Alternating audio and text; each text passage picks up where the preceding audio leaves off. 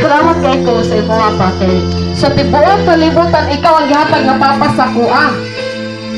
Unya, thankful kay ko sa Ginoo kay tungod nimo nabuo pud ko. Tungod ninyo ni mama na ako karon.